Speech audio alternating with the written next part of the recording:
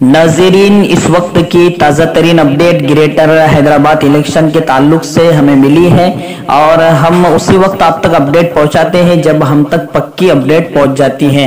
तो इस वक्त के अपडेट के मुताबिक 41 सीटों पर एमआईएम जीत हासिल कर चुकी है और 3 से 4 सीट पर आगे चल रही है। उम्मीद यही की जा रही है कि 44 से 45 सीट एमआईएम जीत दर्ज कराएगी।